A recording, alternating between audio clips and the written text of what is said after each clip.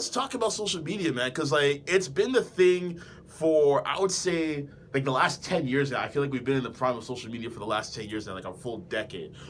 With that said, one of my questions to you is like, being an influencer, like what's the most noticeable aspect of it within the social media world?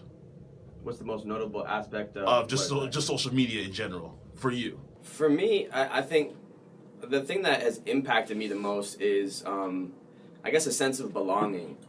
When you use social media correctly and you use it to build a community of people, people that are just like you start to really feel what it's like to fit in, rather than just being placed somewhere where they say, you know, you got the people that you have around you in high school, or maybe the people that you have around your job or your family. Those are communities that you're placed into. Right. When you have social media, you can build a community around yourself, and you really realize that even if you're weird or odd or whatever, that there's thousands, if not millions, of people just like you. And the key is, I found for me, is using social media to build a community and really stay connected globally. And I think, and that's the beauty of it as well, the global aspect of it. So people that you weren't really able to connect with because maybe they're halfway around the world or across the border, now you can connect with them with a simple app mention. And I think that's 100%. One of the beauties of it. Like it makes, you know, networking that much better for you as well. Like there's people that I've been networking with who they live in Toronto, but they also live in Chicago and New York and what have you. And it's like, this connection never would have happened if it were for social media. Yeah. And I always say that when it comes to social media, it has a yin and yang component to it. So you have your good and you have your bad. Now, one of the bad things about social media is, you know, depending on how you chalk it up, for better or for worse, is perception of reality. So earlier this year, I think it was in January when it came out, we saw, well, not everyone has seen it, but a lot of people were talking about the Fyre Fest documentary. Yeah. Whether you saw it on I saw it on Netflix. You saw it on Netflix? Okay. Yeah. I didn't see the Hulu one though. I heard the Hulu one is more in depth with like as far as people who actually were committing the fraud and what have you. But basically, you know, when you have situations like a Fyre Fest, for example, that was a huge situation, man. Like bad sandwiches and stuff like that.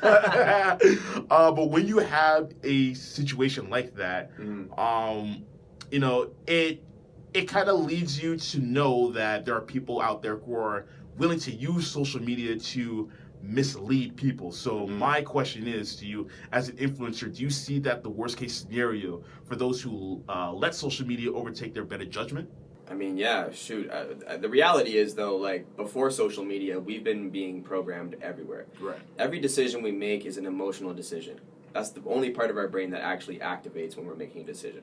And so if you look at like big companies like Coca-Cola or even McDonald's, look at Coca-Cola. They have advertisements on every bus shelter, every billboard, and what does it say? Taste the feeling. Have you ever tasted a feeling in your life? No, it's impossible. Right? But the thing is that they understand that repetition multiplied by emotion over time equals influence. Right? And so what they're trying to do is they're spending thousands and thousands of dollars to have repeated ads being absorbed into your five senses so that you are being influenced and you're being controlled. And literally those memories are attached to your brain and your eyes, right? And so literally you could walk up to a store and be like, I want a cola. But then there could be Coca-Cola, Pepsi, and an amazing, incredible brand that is cheaper, that is better quality, and your brain won't even allow you to see it because it's the neural pathways associated with Coca-Cola are so large.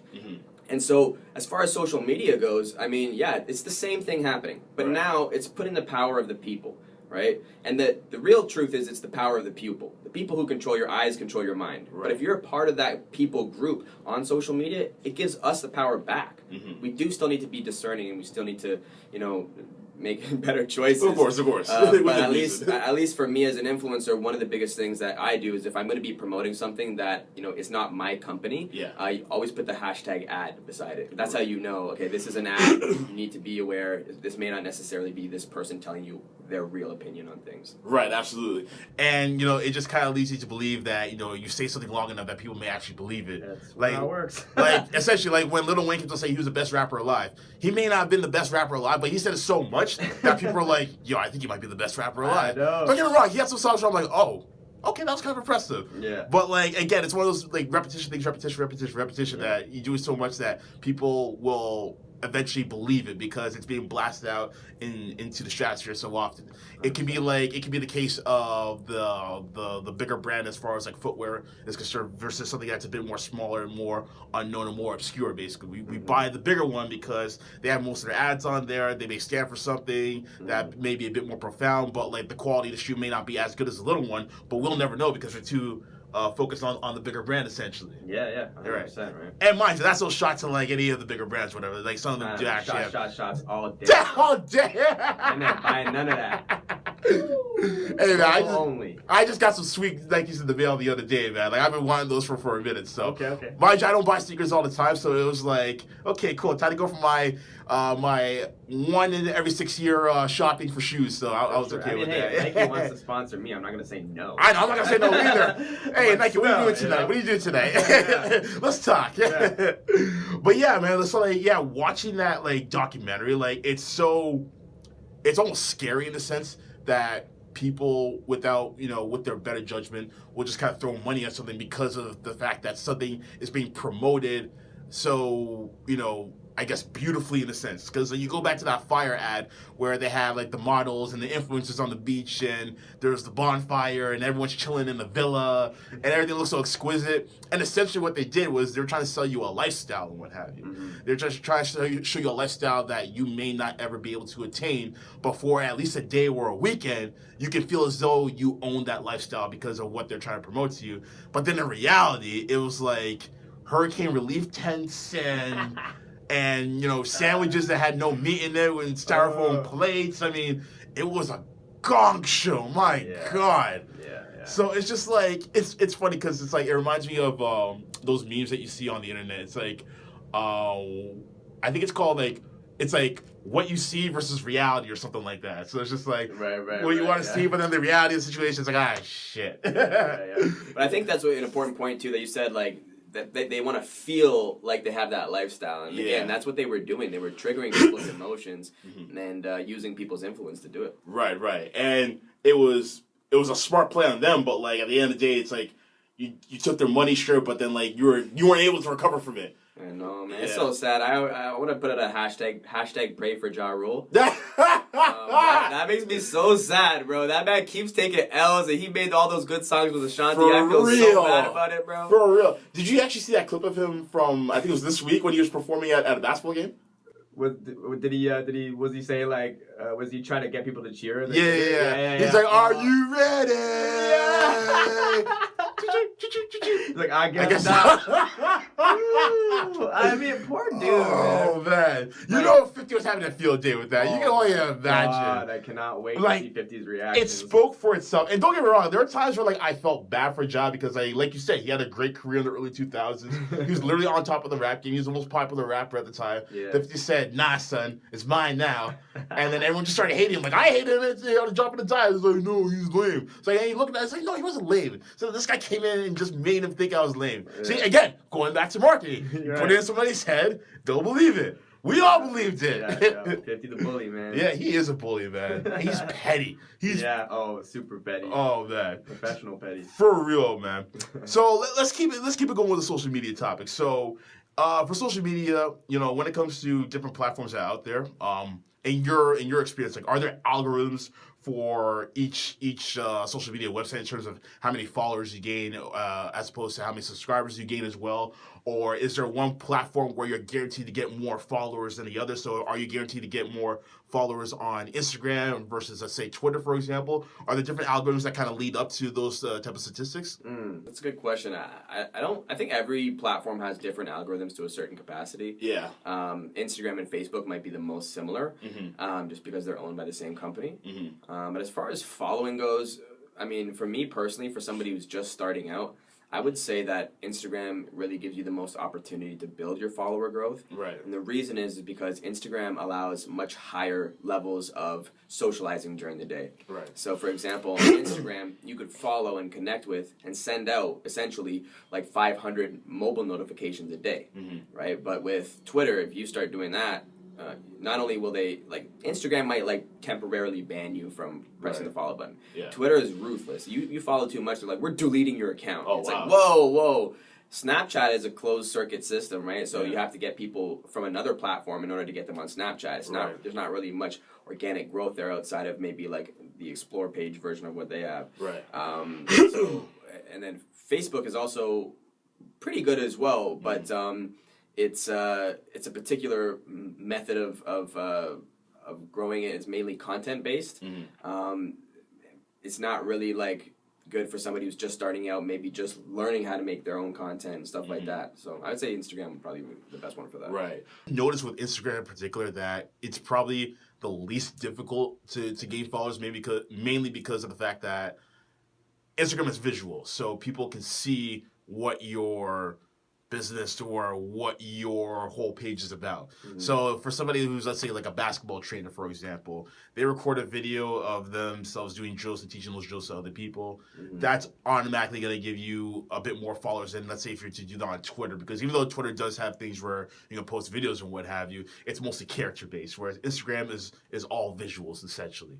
So I can see it working in that regard. The only problem with Instagram though is that it doesn't have the viral functions the way that these other platforms do. So if you have really good content and you're on Twitter or you're on Facebook, those things can be shared and they can be like, they can go viral very quickly. Right.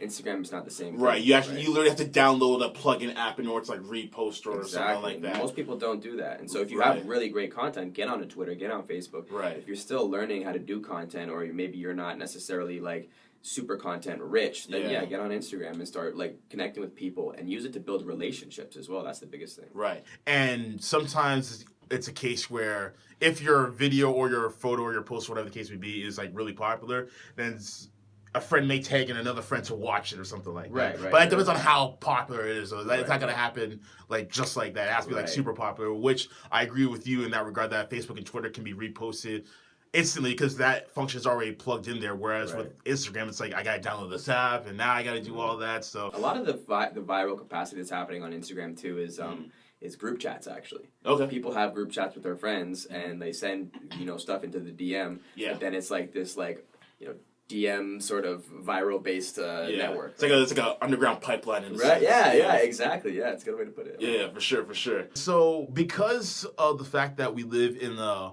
what have you done for me lately society, so to speak, what would you say is the most sustainable way to maintain your following or to increase your following on whatever social media platform or platforms that you're on? I mean, what have you done for me lately? I think, that it's kind of like I think that phrase has a semi-negative connotation in a way because it's, if there's almost like a selfishness to it. But in the reality, like if you're going to be growing an audience, people want followers. They say, I want followers, I want more followers. I say, well, how do I get followers? I'm like, well, be a leader. Right. And what does being a leader mean? It means that you're offering something to the people that you are leading. Right. And so being of service and being of value is really the only way to build a community and to add value, right? If you're doing something that requires expertise, which most products and service essentially are, it's a niche form of expertise, then you want to share that expertise and establish yourself as an authority, right? By, publishing content, you become an author. And that's what being an authority is, right? And so as you publish content and as you do that, you're going to be able to help people. But at the same time with social media, one thing to really keep in mind is it's not just about, telling people what you do and not just selling and not just saying, hey, here's some extra tips. It's about being social. Right. And so it's the more you're focused on relationships and the more you're focused on, my biggest question is, and this is my $1 million question that I say to everybody when I talk to somebody. I would say, what's your focus right now? I never talk about myself first. Whenever I'm talking to someone else, I say, what is your focus? And then I align myself with that, right? Because if you're not asking people what they care about, it won't matter to them. Right. You can't even start the conversation, right? Exactly. So, I mean, it is a what have you done for me lately type of society. Everybody's selfish. Everybody cares about themselves. But because we know that, we can take advantage of it, right? It's easy. The easiest thing for me to do is make a sale because all I have to do is figure out what you want and give it to you. Right. And then I've made a sale. Right. You know what I'm saying? And that's probably one of the most fundamental practices within customer service in general. Yeah, essentially. Yeah, definitely. Build that rapport with the customer, align with them, et cetera, and then basically you have your product, you have your sale, boom, everyone walks away happy. Exactly. Yeah. Right.